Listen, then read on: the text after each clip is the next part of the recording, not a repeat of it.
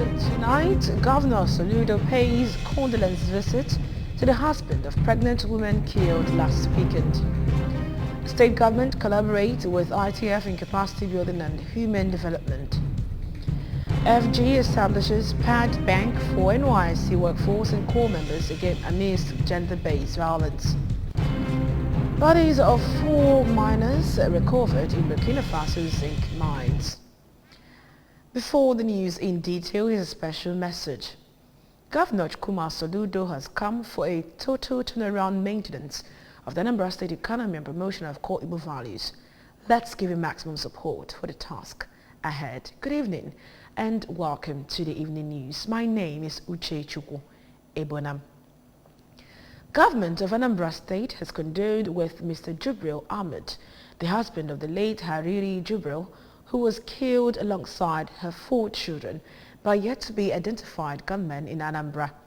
Government House correspondent Ejike Abana reports that the delegation sent by Governor Soludo, including the Commissioner for Information, Mr. Paul Nwosu, his Women and Social Development counterpart, Mrs. Ifeolu Binabo, Press Secretary to the Governor, Mr. Christian Aburime, among others, met with him at the cattle market, Amansi. We have details. Commissioner Nwosu, who conveyed the condolence message from the governor and Ndi Anambra to the family of the departed, explained that it was not a targeted attack on a particular tribe or religion. Mr. Nwosu expressed shock how people could be killed in cold blood and noted that the governor would have attended, but for urgent security concerns he is attending, stressing that Ndi Igbo and other tribes have lived together for so long in peace and harmony, urging them to go about their lawful businesses. So we understand what thing happen. Who then go kill his wife, pregnant, and 4 children? He go happy? Nobody. You no go happy now. Nobody. You no go happy. Nobody. But waiting governor say, make I tell you, be say, no be say then they target any Hausa or any Kanuri or any Ibibio. Then they kill Igbo, kill their brother, kill their sister. So no be say they target Hausa people. Hausa people, where they here, they get work now. For her part, Commissioner Obinabo stated that Anambra people are largely travelers who are receptive of people from other tribes, appealing to the government to have a rethink for the sake of their unborn generation and stop killing fellow human beings, as such doesn't pay. To kill a woman that is pregnant with her children? What kind of liberation are you talking about? What are you liberating us from? The wife of the governor is feeling the way I'm feeling. The Anambra, our women, we are not happy. This is not our culture. Religiously, we are not educated, we are not informed to be killing. Traditionally, the Anambra are not killers. We have this culture of welcoming people. Leader of Meiti Allah in Southeast, Malam Gidado Sadiq, who described the incident as horrible, thanked the governor for sending the delegation while pledging their readiness to continue working with the government to enthrone peace in the state. Malam Gidado noted that their people living and doing businesses in Anambra are aware that they are not the target, recalling the lawmaker who was killed in a gruesome manner. The deceased husband, Alhaji Jibril, lacked words to express himself, though the Sarokin Chamber of Anambra State, Oshman Fagi, prayed that violence should stop. Thank you so much. God bless you. Thank you. Since now me the picking for the talk. Enough it up. Because family. Let me talk on behalf of Chairman Amansi Cattle Market Alhaji Bello Maigari, younger sister to the late Harira Shaiba Musa, as well as the Hausa community in Amansi, were present during the visit. Alhaji Jibril works as a security guard in Anambra State. Before her death, Harira Jibril was aged 32, while her 4 children, Fatima, Hadija, Hadiza, and Saituna, were aged 9, 7, 5, and 2 respectively. Cash donations were presented to the bereaved at the visit.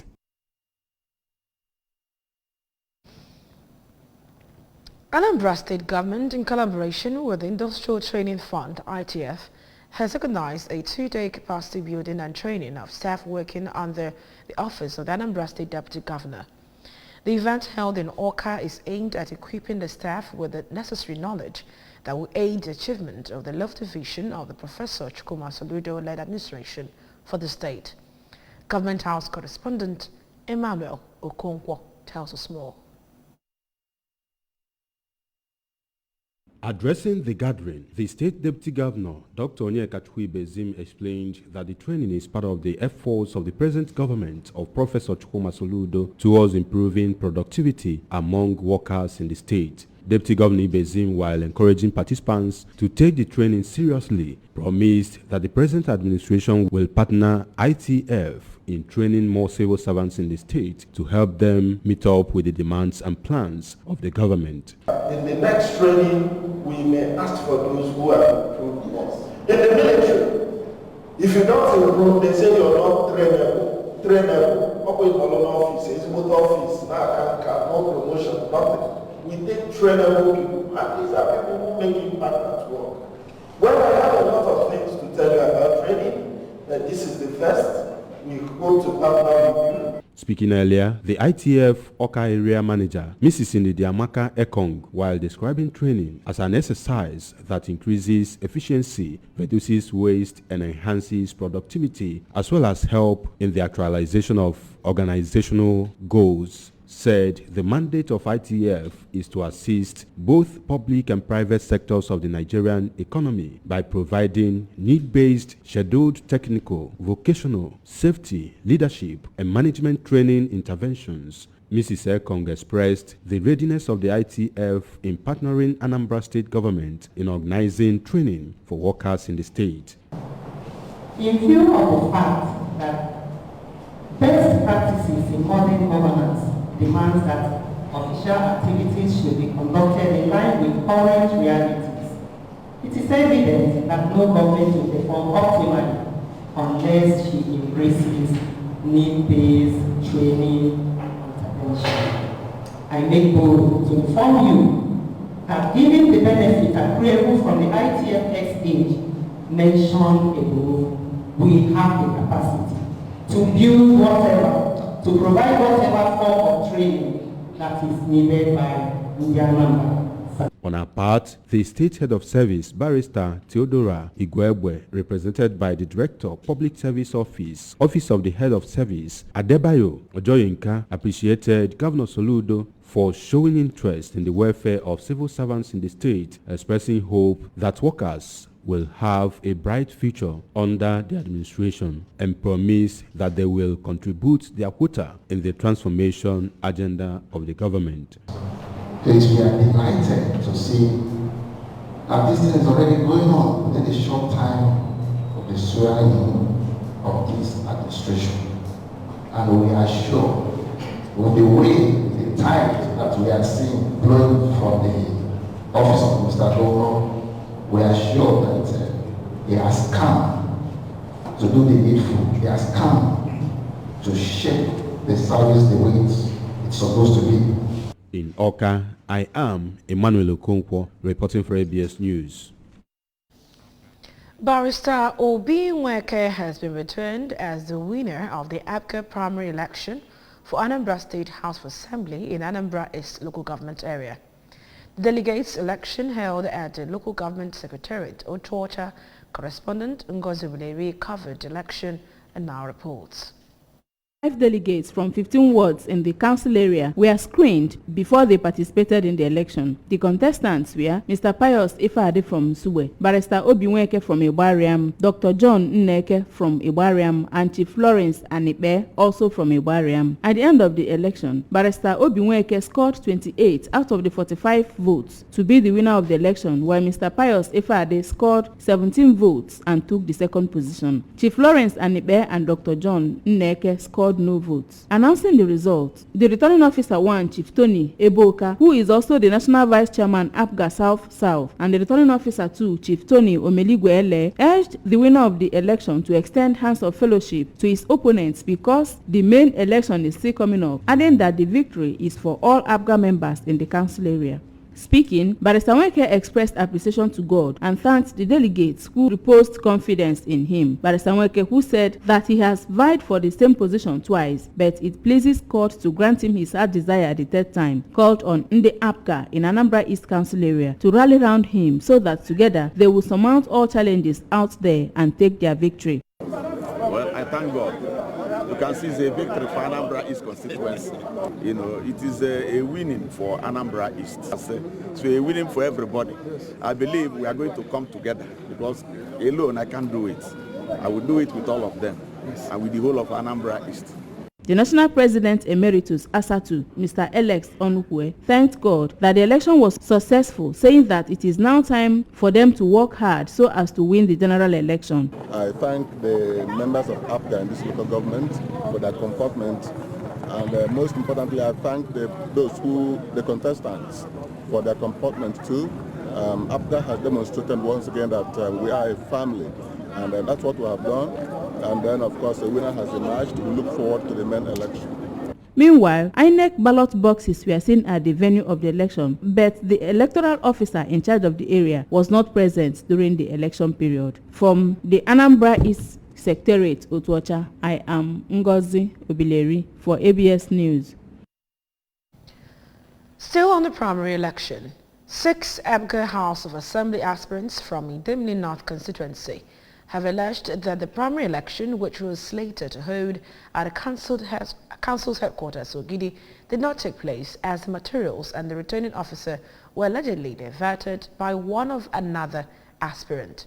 Correspondent Valentine Mbadawa has details.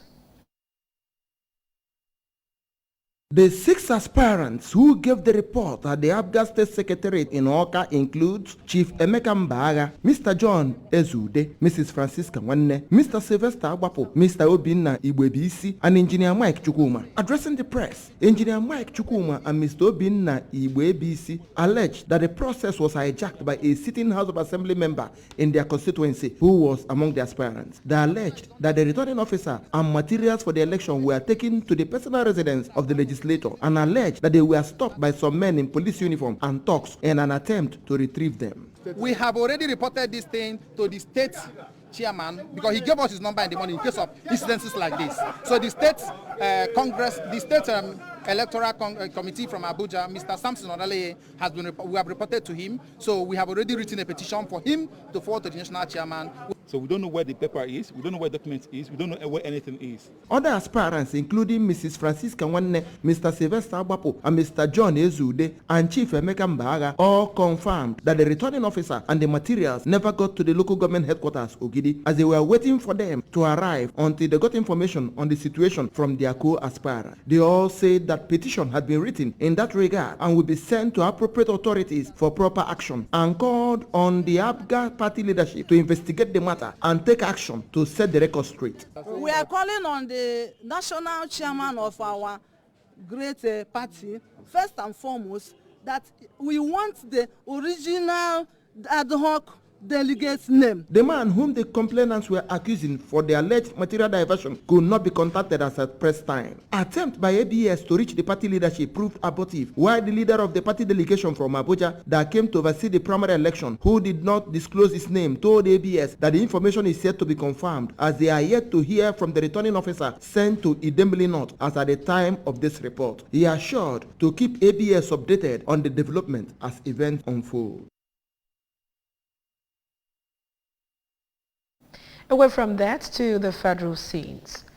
The federal government has established a PAD bank for National Youth Service Corps, NYSC female staff, corps members and other visitors that may have emergency menstrual flow in the office.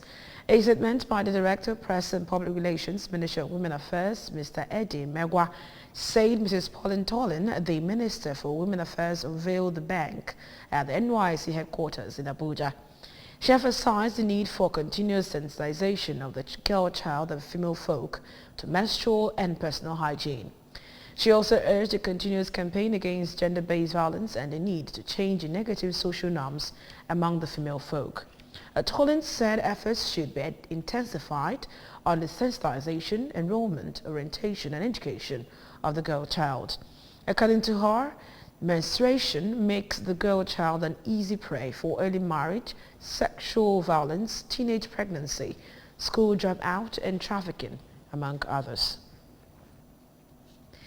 11 members of the Monetary Policy Committee, MPC, of the Central Bank of Nigeria, CBN, unanimously raised the monetary policy rate, MPR, by 150 basis points from 11.5% to 13% in a strategic move to mop up excess liquidity in the economy ahead of the anticipated heavy spending on the 2023 general election campaigns.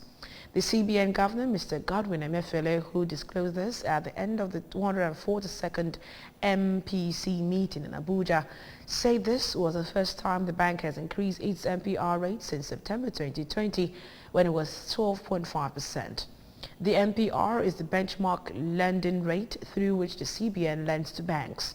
Nigeria's inflation has risen to 16.82% in April, thereby complicating the Apex Bank's efforts to manage the rising prices. Although Nigeria's economy is on the growth trajectory, the growth recorded is still fragile, according to analysts. And reports that Nigeria has been delisted from JP Morgan's bond index. Emefiele vehemently debunked it, clarifying that Nigeria was merely reclassified from overweight to market rate.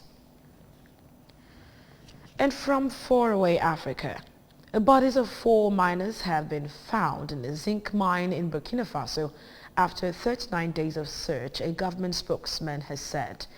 8 miners got trapped hundreds of meters underground by flood waters last month in the Canadian-owned mine in Perco. Rescue operations were launched soon after to locate them. The mine has a depth of more than 710 meters, approximately 2,329 feet. In the statement the government sent its condolences to the families of the victims and to local communities. Search operations were continuing to find the other 4 missing miners. And concerning Chelsea Football Club, the UK government has announced it had given the green light to American financier Todd Boehly's proposed takeover of Chelsea's football club from the sanctioned Russian oligarch Roman Abramovich. Nadine Dorris, Secretary of State for Digital Culture, Media and Sport, said on Wednesday she had issued a license permitting the deal on Tuesday evening, shortly after it won approval from the Premier League. A consortium led by Boehly, a co-owner of baseball's Los Angeles Dodgers, had already agreed on to buy the Premier League club from Abramovich on May 7. The Premier League said its approval hinged on the government's sale license and the satisfactory completion of the final stages of the transaction. Officials wanted everything completed on Tuesday so Chelsea could meet all registration deadlines for next season's football competitions. Before we go, remember that you can follow news and program on ABS TV from any part of the world by liking our Facebook page at ABS Radio Television. You can go ahead to subscribe to our YouTube page at ABS Television Oka. You can also log and follow us on Instagram at ABS Radio TV. You can log on to our website at www.absradiotv.com. And now the main points that made the news tonight. Governor Soludo has paid condolence visit to the husband of pregnant woman killed last weekend. A state government to collaborate with ITF in capacity building and human development. Federal government has established PAD Bank for NYSC workforce and corps members amidst gender-based violence. And finally, we told you from faraway Africa the bodies of 4 miners have been recovered in Burkina Faso zinc mines. Governor Chukwuma Soludo has come for a total turnaround maintenance of the Anambra State economy and promotion of core Igbo values. Let's give him maximum support for the task ahead. With that, we've come to the end of the evening news tonight. My name is Uche Chukwu Ebonam. Good night.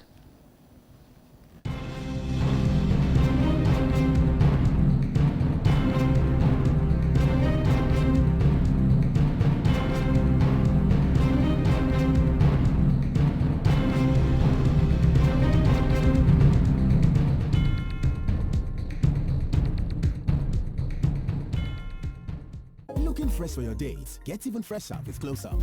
New Close Up Triple Fresh formula. It cleans deeply, fights 99% of bacteria, and cools intensely, keeping you protected and fresh. Let's take a picture. Still fresh, still protected. Feeling cool and protected. All day confidence to get close. Oh yeah, take me close up, short.